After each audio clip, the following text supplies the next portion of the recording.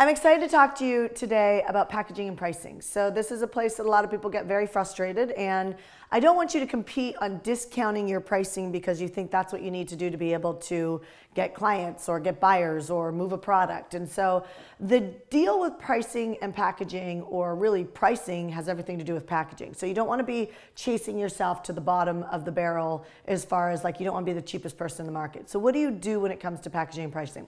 So first and foremost, you want to think about things that you can add to your offer. So I'm just going to take a coach, for example. If you're a coach or consultant, anybody can make money as a coach or consultant. I don't care what you have ever been good at, as long as you're good at something, there's somebody that wants coaching around it, whether it's gardening, whether it's landscaping, whether it's, being, better with your money, falling in love, being a better parent. Like, this is just kind of an industry that anybody could get into, and it really is an industry exploding. Back in the day, it used to be embarrassing if you had a coach. It was almost like having a therapist. And now what's happening is, like, the coaching industry has exploded. Tony Robbins is getting bigger numbers at his event than he ever has, and it's actually cool to have a coach. And in fact, if you don't have a coach, you pretty much have something wrong with you. That's kind of how the market is right now. It's like, what? You don't have a coach? So when I think about raising my prices or even pricing something, I think about value. So value is why we buy. Value is actually why we buy. People think that that they have to discount the services or go on sale before people will buy. There are people who only buy sale items. That is not the marketplace you want to go after. You want to go after the marketplace that is thinking about value. And everybody has something in their life that they value. And if they value it, they will actually spend money on it. So for instance, when I wanted to fall in love or find my husband, and I felt my biological clock ticking, and I was like, I really want to have a family, I really want to meet my husband, I went and I hired a coach, because at that point in my life, I valued falling in love and starting a family much more urgently than I did, let's say, in my 20s. In my 20s, I kept saying I wanted to fall in love. In my 30s, early 30s, I was like, I really want to find my husband. But really, it still wasn't urgent until I started getting like 37, 38, and I was like, oh my gosh, I'm going to lose my window if I don't actually get serious about this. So then what happened is I got in the marketplace for a coach. So I had a high value there. So first and foremost, you want to remember that you want to find an audience. I actually just did a whole video around like what happens if you got fired from your job. That I actually talk about the formula that you need to follow to actually find the audience that values what it is that you have.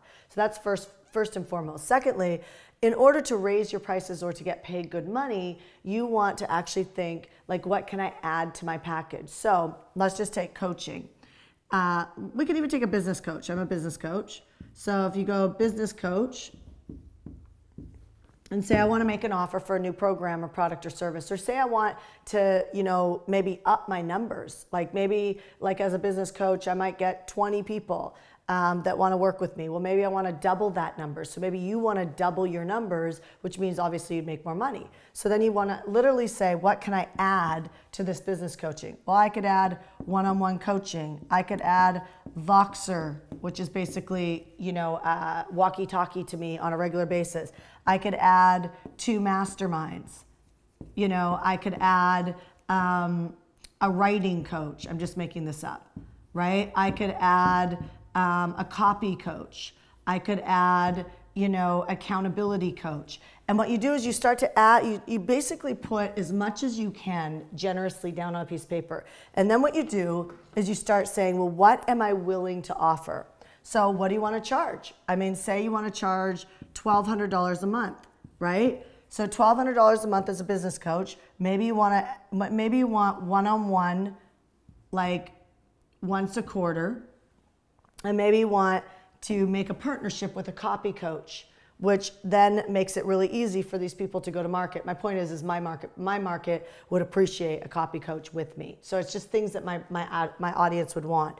Now I can charge $1,200 and there's no other business coach actually doing that in the marketplace. It's actually a great idea. I was like, that's actually a great idea when I'm thinking about that right now. So if I go to market and I say, hey guys, I just changed the way that I actually do business coaching. You guys have a hard time writing copy for your Facebook Lives, writing copy for your email, your YouTube, things like that. So what I've done is now when you coach with me as your business coach for $1,200 a month, you actually have a copy coach, which normally would cost you anywhere between $400 and $600 in email written. You actually will get that for free because I'm your business coach. Like I package it in. Truthfully is I could actually take that price up with that to probably more like $2,500, $4,000 a month. So see how drastically packaging starts to increase your bottom line.